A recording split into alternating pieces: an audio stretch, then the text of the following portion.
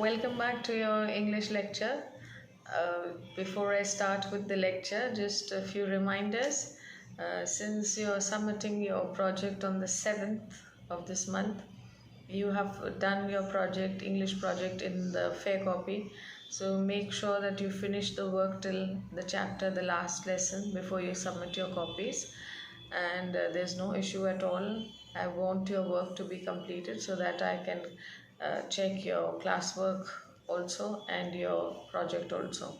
Marks will be given to you for the same, and since next by the end of this month you will be having your exams also, so make sure that whatever has been taught to you from April till July, all the written work should be completed before you submit your copies, right? Starting with the lesson Lost Spring, written by Anis Jung. Anis Jung was born in 1964 in Rourkela, and she was her young days and her childhood was spent in Hyderabad. She also studied in Hyderabad and completed further studies in USA. She had this gift of writing. It was gifted by her parents because her parents also were, both of them were great writers, and that's how that art of writing or the flair of writing was quite inherited by them. So she's written, she was a columnist as well. Columnists are people who write columns for the newspapers. So she used to write that also. She has written many other interesting books also.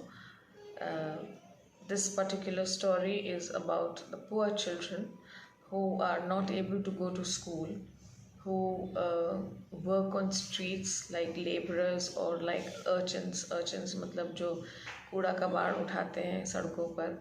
ये कहानी उन बच्चों के बारे में है, और कैसे वो स्कूल जाना भी चाहते हैं तो अपनी फाइनेंशियल कंडीशंस के वजह से वो स्कूल नहीं अटेंड कर पाते हैं. So the story is about them and the plight that they live in. So let us start reading the chapter now. Lost Spring by Anis Jung. Sometimes I find a rupee in the garbage. Why do you do this? I ask Sahib, whom I encounter every morning scrounging for gold in the garbage dumps of my neighborhood. Sahib left his home long ago. Set amidst the green fields of Dhaka, his home is not even a distant memory. There were many storms that swept away their fields and homes, his mother tells him. That's why they left, looking for gold in the big city where he now lives, right? So Sahib is a small boy who he's a rag picker. He picks up the garbage, tries to find some valuable things in the garbage. So every morning he comes in that particular society or that particular area where the writer is staying, और कभी कभी उसको ढूंढते कबाड़ में कुछ ढूंढते ढूंढते कभी कभी एक आध रुपया मिल जाता है जिससे कि वो बहुत खुश हो जाता है. So the writer asks this question to Sahib that why do you do this job? ये काम क्यों करते हो तुम? और पूछ तो लेती है लेकिन उसके बाद उसको थोड़ा सा फनी भी फील होता है कि why did I ask this question? But at the same time she tells us about the background of Sahib, that Sahib has come from Dhaka. He had a nice house, but in the floods and the storms his house was swept away. That's the story his mother has told Sahib कि ऐसा उसके पास भी घर बाहर था, वो लोग यही काम करते थे और काम की तलाश में वो लोग बड़े शहर में आके अब रहते हैं, and they're trying to find a respectable job, but unfortunately he's not educated, so he continues with the same job of going through the garbage and picking up valuable things. I have nothing else to do, he mutters, looking away. Go to school, I say glibly, realizing immediately how hollow the advice must have meant. There is no school in my neighborhood. When they build one, I will go. If I start a school, will you come? I ask half jokingly. Yes, he says, smiling broadly. Right? So again she says, जब वो उससे पूछती है कि तुम ये काम क्यों करते हो, तो साहिब जवाब देता है that I don't have any other work to do, I don't know any other thing to do, and I have nothing else to do, that is why I do this. So she asks again, why don't you go to school? And he answers back, there's no school in my neighborhood. And then the writer realizes that she has been asking very stupid questions to Sahib about, she knows that he is poor, he cannot afford to go to school. She knows that he can do nothing else but do this work. Still she asks these questions, and she says that पूछ तो लिया उसने लेकिन फिर भी उसको अजीब लगा, और उसने वो बोलती है कि what a hollow advice it must have sounded to him. उसको कितना अजीब लगा होगा कि ये कितना फालतू सवाल मेरे से कर रही है जब उसको पता है मेरी हालत कैसी है. Yet the zeal in that child is there, and he says that I don't have a school in the neighborhood. And then she says half jokingly कि जब मैं कभी स्कूल बनाऊंगी तो तुम उसमें पढ़ने आओगे. तो वो बहुत खुश होकर कहता है कि हाँ, definitely I will come and study over there. A few days later, I see him running up to me. Is your school ready? It takes longer to build a school, I say, embarrassed at having made a promise that was not meant. But promises like mine abound in every corner of this bleak world. So, after a few days, Sahib की मुलाकात writer से फिर होती है, और साहिब उस writer से पूछता है कि is your school ready, can he come to school. और उसको बहुत शर्म आती है क्योंकि उसने तो जोक की तरह कहा था कि अगर मेरा स्कूल होगा तो तुम पढ़ने आना, और इस बच्चे ने उसको हकीकत समझ लिया, उसको सच्चाई समझ ली. And then he asks that she feels very embarrassed, and she says that no, schools take a long time to build, it's not an easy job. And then she says, and she consoles herself that जैसे झूठा दिलासा उसने उस बच्चे को दिया है, she has made a false promise to that child, and this world is full of people who make such false and fake promises that they do not fulfill. So it's quite ironic because she is no different from the world. She has done the same thing by giving a false hope to that child that she will make a school and then that child can come and study. After a few months of knowing him, I ask him his name. Sahib-e-Alam, he announces. He does not know what it means. If he knew its meaning, Lord of the universe, he would have had a hard time believing it. Unaware of what his name represents, he roams the streets with his friends, an army of barefoot boys who appear like the morning birds and disappear at noon. Over the months, I have come to recognize each of them. Why aren't you wearing chappals? I ask one. My mother did not bring them down from the shelf, he answers simply. Right?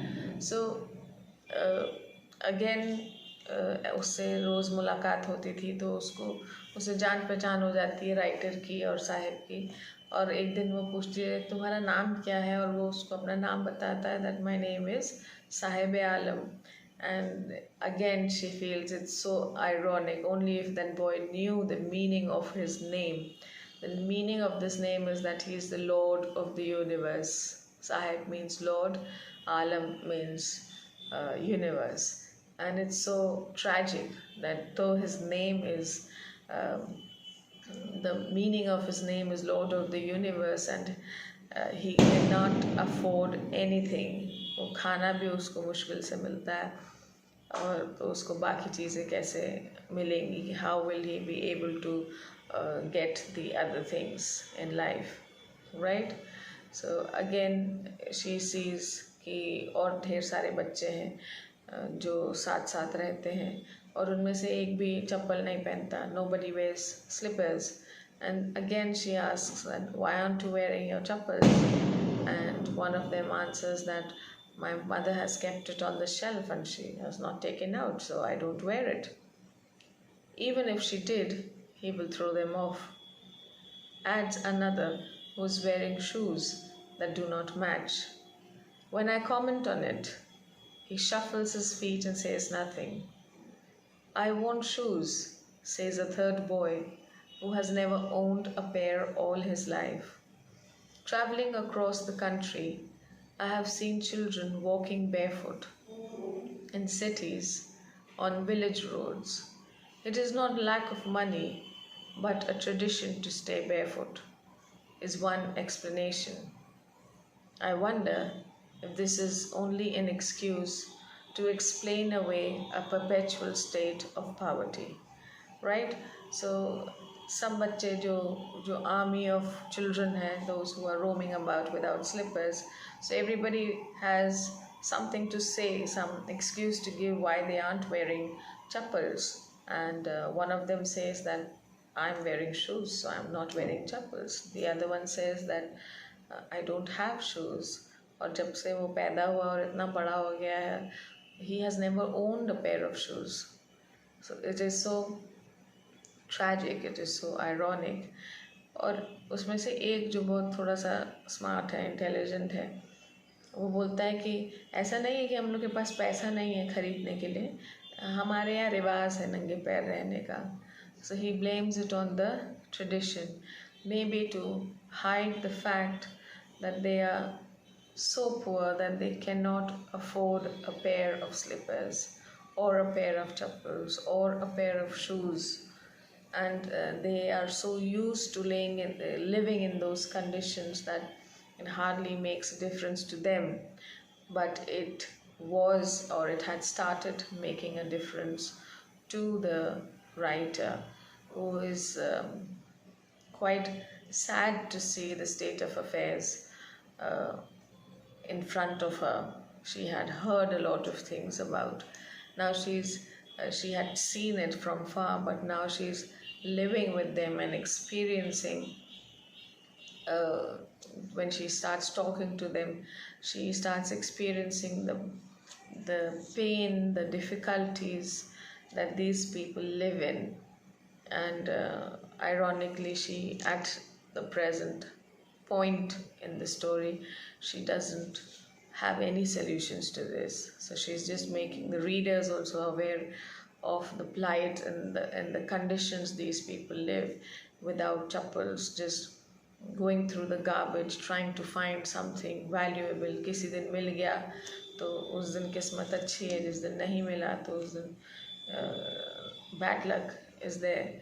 So that's the work that they do, and sometimes they don't even have money to eat one time also. So that's the pathetic condition of the poor children in the country, right? So with this I come to the end of the first part of the story. We'll continue with the rest of the story in the next video. Till then, take care of yourselves, have a lovely weekend, and make sure that you complete your work before you submit your copies. Bye-bye.